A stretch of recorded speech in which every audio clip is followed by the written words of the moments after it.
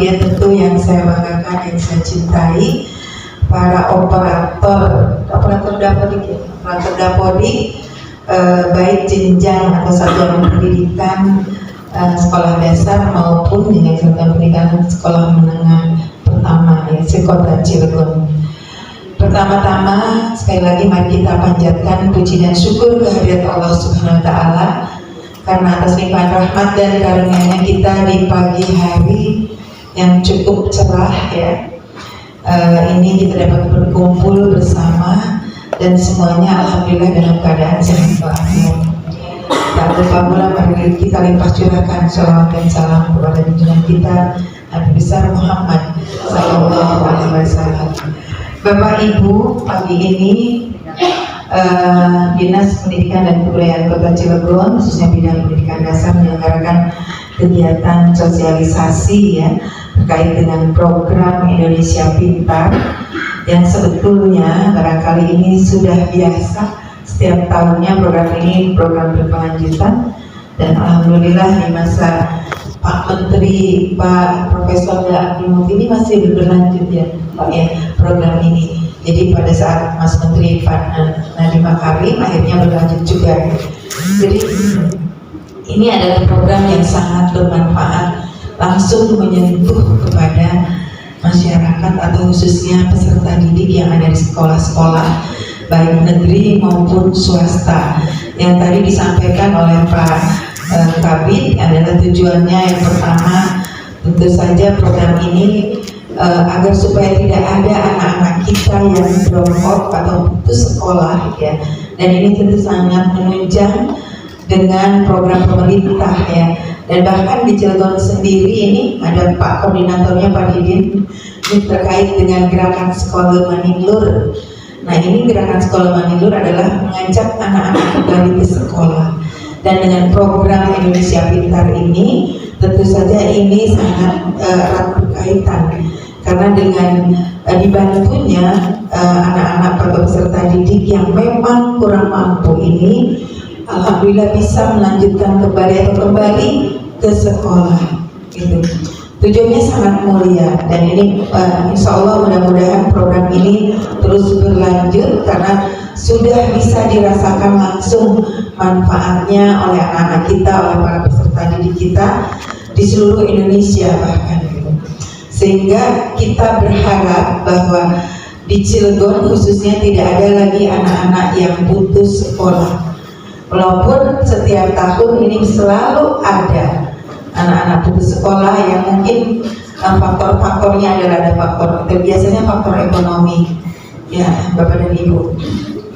Kemudian tentu saja program Indonesia Pintar ini tidak begitu saja diberikan bantuannya dari pusat ke kita, tetapi tentu harus melalui prosedur, melalui mekanisme yang sebetulnya setiap tahunnya sudah Bapak dan Ibu lakukan.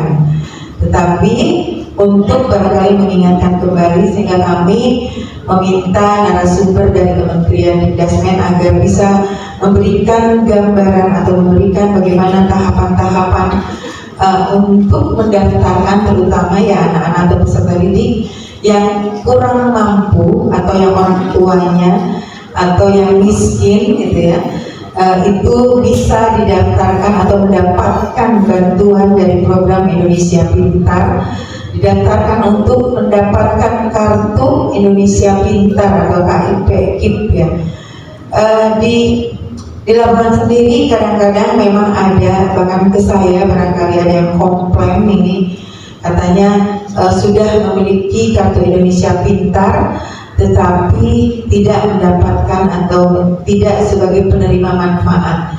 Ternyata itu sudah kadaluarsa pas dilihat itu tidak ada daftarnya gitu kan. Jadi memang ini hampir setiap tahunnya harus mendaftarkan agar supaya mendapatkan kartu Indonesia Pintar dan bantuan itu dapat diterima oleh peserta didik.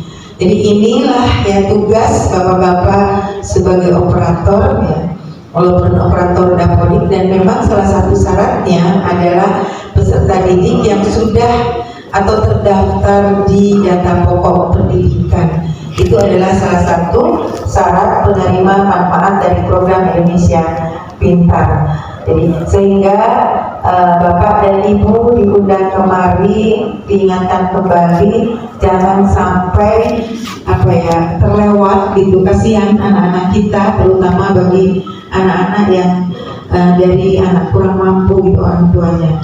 Ini Ibu dan Bapak datang ke sini dan mudah-mudahan nanti bisa dijelaskan seperti apa gitu. Dan kami berharap program Indonesia Pintar ini kuotanya bertambah gitu. Dan alhamdulillah berdasarkan informasi dari Pak Kabid untuk tahun depan itu ternyata bertambah ya Pak Kabid kuotanya. Coba lihat. Oh, ini tahun ini berarti. Ya. Ya. Untuk tahun 2025 ini ya, ternyata cukup banyak ya, tetapi dari kesetaraan ini tidak ada ya Pak. Oh, di fase 2 ya. Di fase pertama ya kosong nih kesetaraan. Untuk SD jumlah satuan pendidikannya 183 sekolah. Jadi hampir semua sekolah ya mendapatkan program Indonesia Pintar ini. Kemudian SMP 54 sekolah. Ini semuanya Pak alhamdulillah. Kemudian totalnya ada 2000 penerima manfaat yang fase 1, dan fase 2 ternyata lebih banyak lagi 9.409. Jadi ini alhamdulillah luar biasa. Ini terima kasih kepada Kementerian Pendidikan Dasar dan Menengah, kami mendapatkan cukup banyak, berbeda dengan tahun sebelumnya. Begitu ya Pak Faisal ya. Alhamdulillah.